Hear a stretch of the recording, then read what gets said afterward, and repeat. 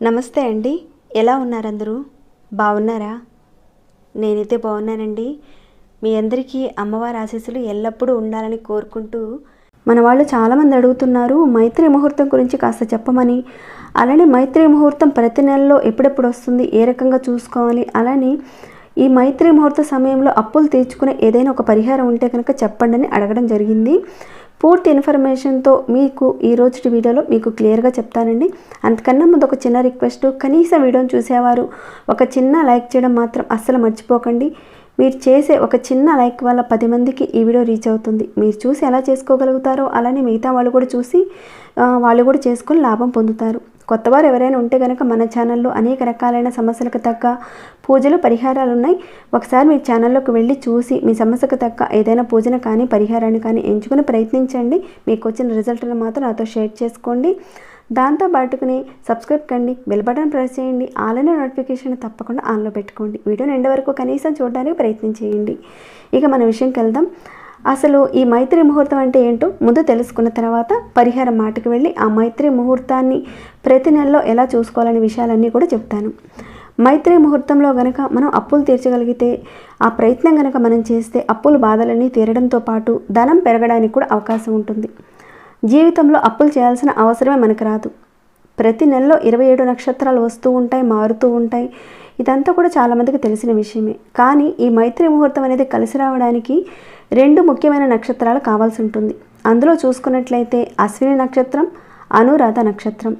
అశ్విని నక్షత్రం మేషలగ్నంతో కలిసి వస్తే ఆ ముహూర్తాన్ని మైత్రి ముహూర్తము అంటారు. ఆ ముహూర్తంలోనే మనం అప్పులు తీర్చుకోవాలి. ఈ మైత్రి ముహూర్తం అశ్విని మేషలగ్నంతో కలిసి వస్తే అదీను మంగళవారంతో పాటు వచ్చిందనుకోండి, ఇక తిరుగుండదని చెప్పుకోవచ్చు. చాలా వరకు మీ అప్పులు తీర్చగలిగే స్థాయికి వస్తారు మీరు. అలానే మరొక నక్షత్రం అనురాధ నక్షత్రం. ఈ అనురాధ నక్షత్రం వృశ్చిక లగ్నంతో అదీను మంగళవారంతో పాటు కలిసి వస్తే 100% రిజల్ట్ అయితే మీకు కనిపిస్తుంది అతి తొందరలో. అంటే ఆ రోజున మీరు అప్పు తీర్చితే చాలా తొందరలో మీరు అప్పులు తీర్చుకోగలుగుతారు. అయితే ఇక్కడ ఒక మాట, కేతుగ్రహం మనకి కష్టాలు కలగజేస్తుంది.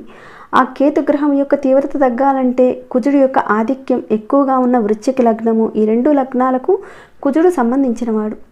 కేతువుకు సంబంధించిన అశ్విని నక్షత్రం మేష లగ్నంతో కలిసి వచ్చిన రోజున అప్పులు తీర్చడానికి కనుక మీరు ప్రయత్నిస్తే అతి తొందరలో మీ అప్పులను తీరిపోతాయి. కానీ అనురాధ నక్షత్రానికి అధిపతి శని. శని యొక్క ప్రభావం వల్ల కూడా అప్పులు చేయాల్సిన పరిస్థితులు ఏర్పడుతూ ఉంటాయి. కాబట్టి అనురాధ నక్షత్రం వృశ్చిక లగ్నంతో కలిసి వచ్చిన రోజున మాత్రం మీరు అప్పులు తీర్చడానికి చూడండి. ఈ మైత్రి ముహూర్తం అనేది ప్రతి నెలకి వస్తూ ఉంటుంది. ఒక్కోసారి ఒకసారి వస్తుంది, ఒక్కోసారి 2-3 సార్లు 4 సార్లు కూడా వచ్చే అవకాశాలు ఉంటాయి. ఇక ఈ మైత్రి ముహూర్తంలో మనం చేయవలసిన ఒక పరిహారం గురించి తెలుసుకుందాం. ఇప్పుడైతే ఎవరైనా సరే అప్పులు చేయాలని కోరుకోరు, కానీ అప్పులు చేసే పరిస్థితి వచ్చిందంటే అనేక రకాలైన కారణాలు ఉంటాయి.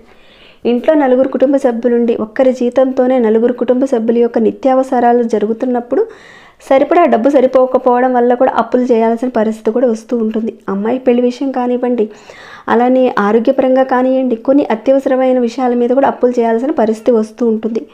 అలా కొందరికి ఉంటుంది. కొందరికి అనుకోండి తమ యొక్క కోరికలు తీర్చుకోవడానికి కొందరు అప్పులు చేసే స్థాయికి కూడా వెళ్తూ ఉంటారు.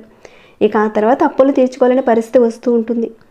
ఈ పరిహారం చేసేటప్పుడు జరుగుతుందా జరగదా అనే ఒక అపనమ్మకంతో కాకుండా ఒక పరిపూర్ణమైన ఒక నమ్మకం అనేది పెట్టుకుని మీరు ఈ పరిహారం చేసుకోవడం వల్ల ఖచ్చితంగా అప్పులను తీర్చుకోగలుగుతారు. మీకు అప్పులు తీరాలంటే మీ చేతిలో డబ్బులు తగిన విధంగా ఉండాలి. మీకు సమకూరే విధంగా ఈ పరిహారం మీకు దారి చూపిస్తుంది. ఈ మైత్రి ముహూర్తం 2 సార్లు 3 సార్లు వచ్చినా కానీ మీరు ఒక్కసారి చేస్తే సరిపోతుంది, నెలకు ఒకసారి చేస్తే సరిపోతుంది. ఇక ఈ మైత్రి ముహూర్తాన్ని ఏ రకంగా చూసుకోవాలి అని మీరు అడుగుతారేమో. మీరు గూగుల్లో టైప్ చేస్తే కనుక మీకు మైత్రి ముహూర్తం ప్రతి నెలలో ఎప్పుడెప్పుడు వస్తుందన్నది కూడా క్లియర్గా ఉంటుందండి. దాన్ని చూసుకొని ఇక్కడ చెప్పే పరిహారాన్ని ప్రతి నెలకి కూడా చేసుకోవచ్చు. ఈ ముహూర్తంలో మీ యొక్క అప్పులను తీర్చుకోగలిగితే అతి తొందరలో మీకున్న అప్పులన్నింటినీ కూడా తీరుస్తారు. మన పూర్వీకులు అనుసరించే విధానంలో లోతుగా ఎన్నో విషయాలుంటాయి. కొన్ని రోజుల్లో, కొన్ని సమయాల్లో, కొన్ని ముహూర్తాల్లో, కొన్ని పదార్థాల్లో విశేషమైన శక్తి ఉంటుంది. దాన్ని పట్టుకోగలిగితే మనంత అదృష్టవంతులు ఎవరు ఉండరు. అలాంటిదే ఈ మైత్రి ముహూర్తం. అప్పులు తీర్చడానికి, మీకున్న కష్టాల నుంచి బయటపడడానికి మన పూర్వీకులు అందించిన ఒక సులభమైన విధానం అన్నమాట. పరిహారానికని ఒక ప్లెయిన్ పేపర్ తీసుకోండి, ఇలాంటి ఎన్వలప్ కవర్ తీసుకోండి. మనమే తయారు చేసుకోవచ్చు దీన్ని ఇంట్లోనే చక్కగా. అయితే మీకు 1,00,000 రూపాయలు అప్పుల్లో ఉన్నారనుకుందాం, అది తీర్చుకుందాం అనుకుంటున్నారు, కానీ వెంటనే మాత్రం తీర్చకండి. మీకు అప్పులు ఇచ్చిన వాళ్ళు అడుగుతుంటే కనుక కొంచెం మాటను దాటేసి ఒక 2-3 రోజుల్లో ఆగిస్తామని చెప్పి ఈ మైత్రి ముహూర్తంలో చేసుకునే పరిహారం అనేది చేసుకుని అప్పుడు మీరు అప్పు తీర్చుకోవడానికి రెడీ అవ్వండి. అది కూడా ఇచ్చేటప్పుడు మీరు వడ్డీ అనేది ఇవ్వకుండా అసలు సొమ్ముల్లో నుంచి కొంత అమౌంట్ ఇస్తానని చెప్పి ఇవ్వండి. అలా చేస్తే కనుక మీరు తీసుకున్న అప్పును తొందరగా తీర్చేస్తారు. ముందుగా మీరు ఒక చిన్నపాటి కవర్ తీసుకోండి, ఎన్వలప్ కవర్ తీసుకోండి. దానికి 4 వైపులా కూడా చక్కగా పునుగును కాస్త అంటించి దాని మీద పసుపు కుంకుమ పెట్టండి. లేదంటే పునుగులో కాస్త మీరు చందనం కానీ పసుపును కానీ కలిపి దాన్ని ఆ కవర్కి 4 వైపులా కాస్త అంటించి తర్వాత కుంకాన్నైనా సరే అద్దొచ్చు, ఎలా అయినా సరే చేసుకోవచ్చు. ఒకవేళ పునుగు లేదనుకోండి, లేకపోయినా పర్వాలేదు, కంగారు పడాల్సిన అవసరం లేదు. లేకపోయినా పసుపు కుంకుమ పెట్టినా సరిపోద్ది. ఇక మీరు ఎంత డబ్బులు చెల్లించాలనుకుంటున్నారో ఆ సమయానికి మీ డబ్బుల్లో నుంచి మీరు ఆ సమయానికి మీ దగ్గరున్న అమౌంట్ని ఎంతైతే ఉందో 101 రూపాయి కానీ 501 కానీ లేదంటే 1001 కానీ ఎంతో కొంత తీసుకోండి. ఇప్పుడు మా దగ్గర అంత లేదండి అంటారా, అంత పెట్టలేని పరిస్థితి ఉంటే కనుక కనీసం ఒక 11 రూపాయలైనా సరే ఆ కవర్లో పెట్టండి. పెట్టిన తర్వాత అందులో కాస్త పచ్చకర్పూరం బిళ్ళను పెట్టండి. ఈ పచ్చకర్పూరం డబ్బుని ఆకర్షించే శక్తి అనేది ఎక్కువగా ఉంటుంది కాబట్టి కాస్త పెట్టండి. తర్వాత కవర్ మీద మీరు ఎక్కడైతే అప్పులు తీసుకున్నారో, బ్యాంక్ నుంచి తీసుకున్నారా, బ్యాంక్ పేరు రాయండి, పైన రాయండి కాస్త.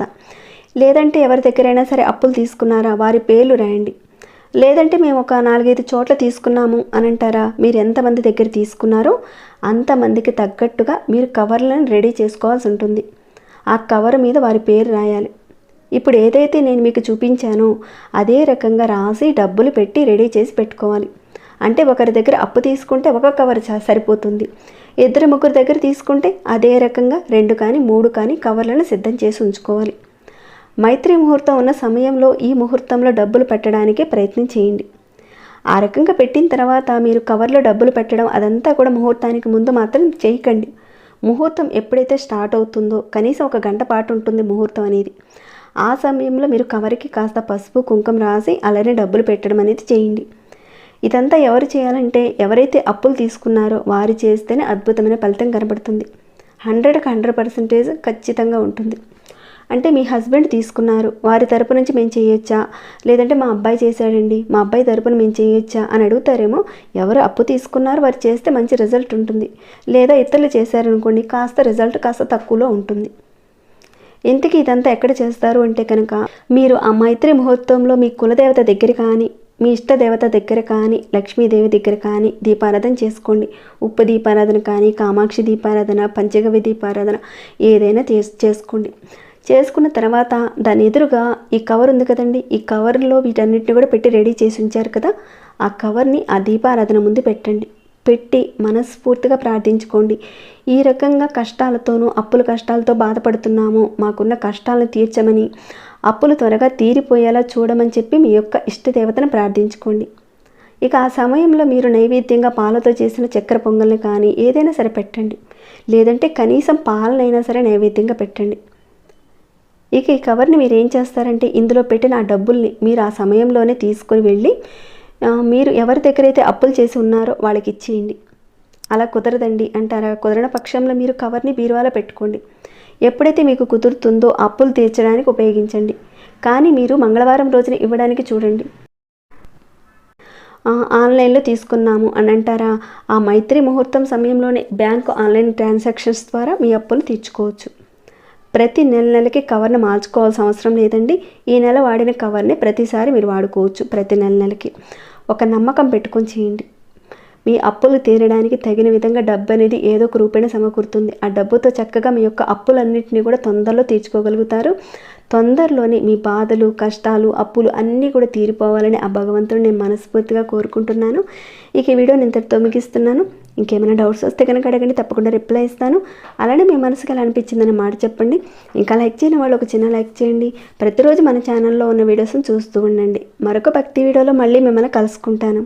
అంతవరకు సెలవు.